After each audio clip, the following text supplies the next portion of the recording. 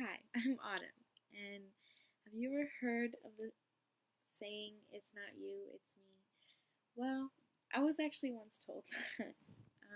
My topic is uh, affection deprivation in romantic relationships. Um, Kind of a mouthful. So, today I'm going to be talking about affection deprivation in a romantic relationship is basically the need for greater affection, the need for greater affection, like more than what an in more than what an individual is currently receiving by a partner. So I'm going to touch on a few things, but I definitely want to say that the deprivation of affection can produce negative emotions, messages, and cognitions. Uh, a lot of things like stress and depression can be caused by this. Um, Negative effects on relationships and poor communications, not just with your partner, but with other people as well. I think your self esteem is lacking when the affection is not there. So I'm gonna mention some like things that are pretty important to my topic in just a few vocabulary, which is relational satisfaction, which is pretty much how much do you love your partner, how good is your relationship compared to most. Relational closeness, how much do you know about your partner. Relational commitment, which is how long do you want your relationship to last? How far in the future can you guys, or how far in the future can you see yourself with this person? Um, Relationship uncertainty. How certain are you about your feelings, um, like for your partner or for your relationship? How certain are you about that? Um, or how uncertain? Like if you're not feeling it. And then relational maximization, how high your standards are, or are you constantly comparing your relationship to past relationships or future relationships where you think you can do better, you can find something else. You're never satisfied really with what your relationship actually is. Um, so I'm gonna go into why I chose this topic. Um, in the past, I had a girlfriend in high school, and excuse me. So I chose this interpersonal relationship because of a past girlfriend I had, and she was the least affectionate person I've ever met. Um, didn't understand why until finally getting info about through her family about why she was so closed off and everything.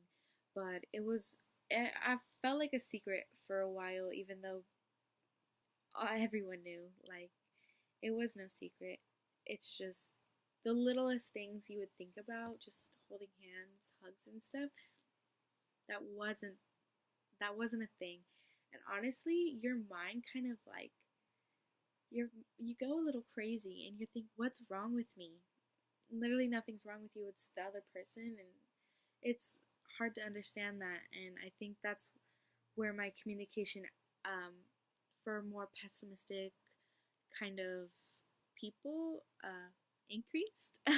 Like, I got better with trying to communicate since it was such a struggle.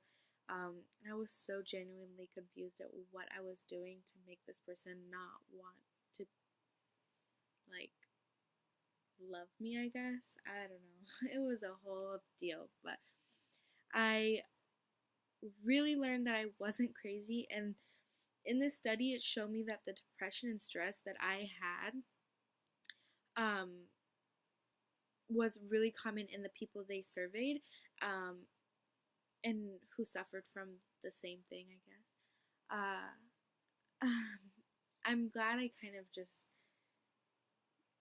gave up and almost, but I almost wish that I would have gotten that closure of like, what's wrong with you? Like, actually knowing why someone wouldn't want to receive affection or give affection. Um, Little did I know there was a whole thing going on behind her, but definitely, sorry, I lost my train of thought. Oh, definitely think I could have increased my communication with my partner, um, in a healthy way, so we could both grow and be strong, and I could have helped her, but that just wasn't the case. Um, and it was weird because during our relationship, um, I'm always asking questions. So I'm like, how are you? Like, what is this? What's going on? And I always received like, I always loved my partner. Um, I always thought she loved me. We weren't that close just because she was. Oh, I'm going back over the the vocab I went: the closeness, the commitment, uncertainty, satisfaction, all that. So I was satisfied. She was satisfied.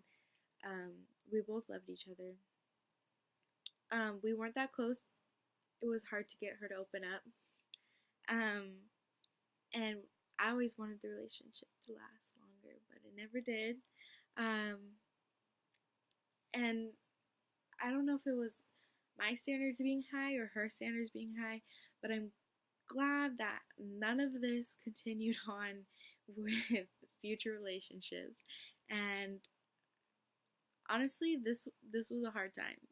So I wanted to choose this because it's such a honestly under understood, under like, I don't think not many people realize that there are people out there that are so cold. But yeah, I just wanted to mention that stuff, and let's all spread love. Yes.